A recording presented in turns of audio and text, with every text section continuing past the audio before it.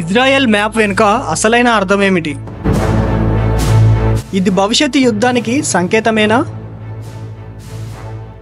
Israel ఇటీవల విడుదల చేసిన మ్యాప్ ప్రపంచవ్యాప్తంగా సంచలనం రేపుతుందా అంటే ప్రపంచ దేశాలు అవుననే సమాధానం ఇస్తున్నాయి. ఇజ్రాయెల్ తాజాగా ఓ మ్యాప్ని విడుదల చేసింది. ఈ మ్యాప్లో మధ్య ప్రాచుర్యంలోని పాలస్తీనా కంటే ఎక్కువగా కొన్ని కీలక ప్రాంతాలను తన భూభాగంలో చూపించిందని విమర్శలు వస్తున్నాయి. ఈ మ్యాప్లో పశ్చిమ గాజా, వెస్ట్ బ్యాంక్, జోర్దాన్లలోని కొన్ని భాగాలపై కూడా క్లెయిమ్ చేసిందని రాజకీయ విశ్లేషకులు చెబుతున్నారు. ఇది ఇస్లాం దేశాలలో తీవ్ర ఆగ్రహానికి దారితీస్తుంది. ఐక్యరాజ్య సమితి సహా యూరప్ దేశాలు ఈ మ్యాప్పై తమ అసంతృప్తిని వ్యక్తపరుస్తుంటే